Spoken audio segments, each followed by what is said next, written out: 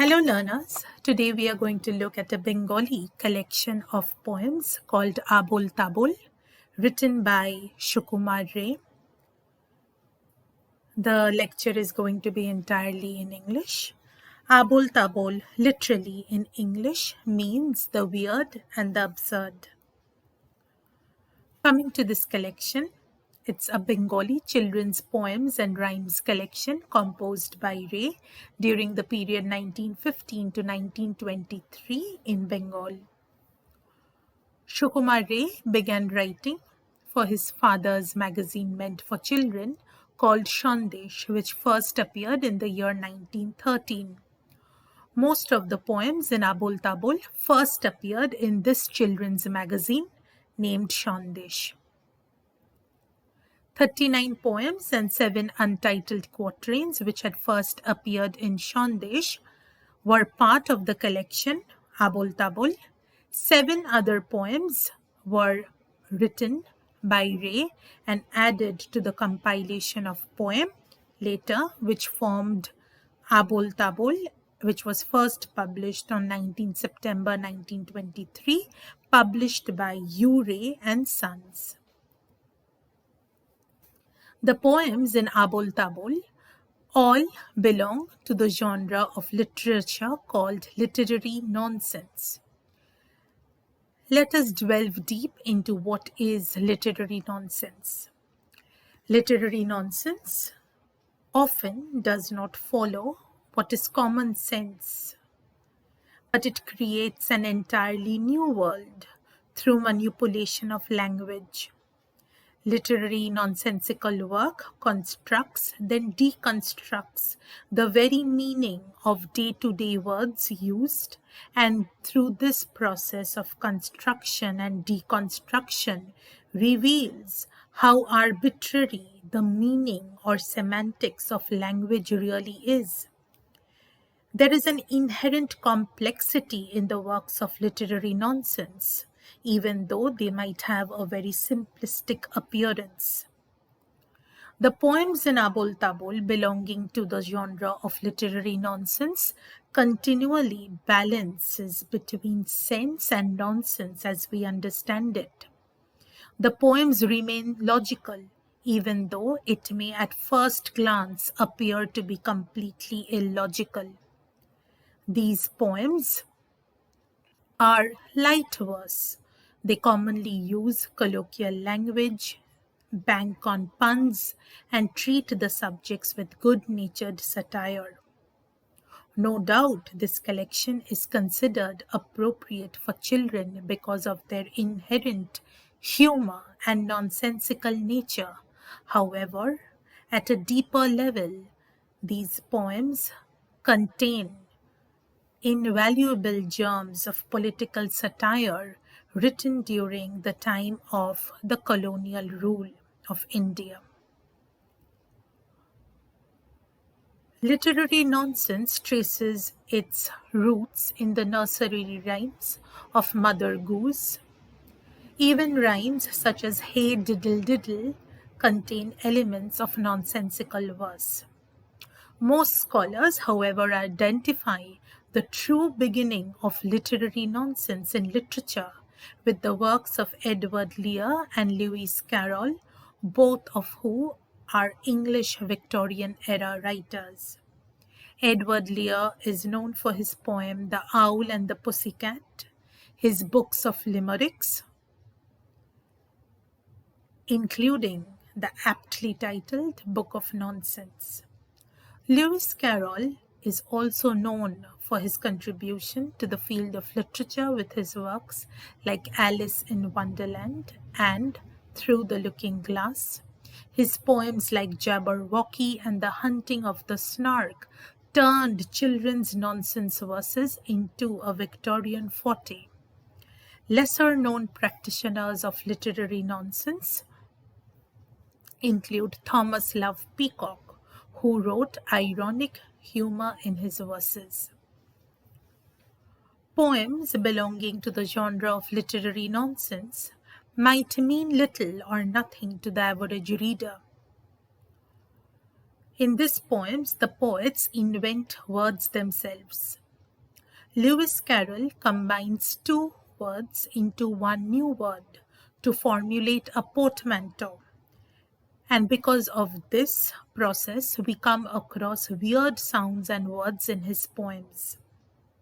In a unique way, the meaningless words combine with recognizable words to create a comprehensible poem. Sukumar Ray, who was greatly influenced by both Lear and Carroll when he visited England, also created portmanteau words in his poems. These portmanteau terms have created new animals in Ray's poems in Abol Tabol, which we are going to discuss in later videos. The poems in Abol Tabol apparently appear to be simple, funny poems meant for children, but they of course have commentary on the political state of affairs of India during the pre-independent times. The political backdrop of Sukumar Ray's life becomes very important when we come to the discussion of the poems in Abol Tabol. His life spanned the Boer War, the Russo-Japanese War, the Swadeshi movement, the First World War, the Jallianwala Bagh massacre, Gandhi's non-cooperation movement. These political incidents left an indirect imprint on the poems in Abol Tabol. Bengal went through a particularly turbulent period post-World War era. The poems contain Sukumar Ray's commentaries, which are by turns satirical, philosophical, and farcical. He portrays the world around him and the nonsensical nature of the English colonial rule. The often repeated British claims of those times of their own fairness and liberality, which a section of people in India and Bengali people called the Bengali Babus believed so ardently in, is often ridiculed or lampooned in the works of Sukumar Ray. One such poem is Bhoy Peona, which is a poem about a fierce-looking animal with a huge club who tries to lure a dhoti-clad Bengali into his cave with claims of his benevolent disposition. It becomes very clear that the fierce-looking animal represents the British colonial masters, and the dhoti-clad Bengali represented the anglicized Bengali Babu, who ardently believed in the colonial masters. The poem Baburam Shapure, written in 1921, relates the strange saga of a man wanting to demonstrate his courage by beating up only those snakes that did not move, bite, or run. This action is meant to poke fun at the spinelessness nature of the new non-violent Gandhian nationalists. Another poem, Ekushe Ain, details the examples of bizarre laws, including one providing for the arrest of poets passed by the British rule.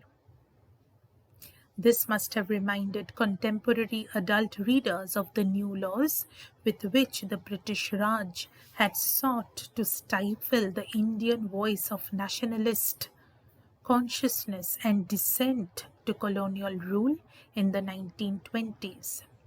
Just at the time that this poem, Ekushe Ain, was written, the poet Nojrul Islam and his seditious magazines, Jugoboni and Dhumketu, were attracting police attention, and Nozrul was consequently arrested within a month of the publication of Sukumar Ray's Ekushe Ain. Shivaji Bandyopadhyay has suggested that there is every reason to regard Abol Tabol, and indeed all of Sukumar's best-known works, as attempts to construct a counter-discourse against the discourse of the colonial masters. SUKUMAR does this by satirizing the incongruities of colonial Bengali life through portrayals of virtually every social type populating the period, from moderate Congress politicians, radical nationalists, to clerks, policemen, and other cogs in the wheel of the colonial state. Thank you so much for listening to this lecture, part 1 of SUKUMAR Ray's Abol Tabol.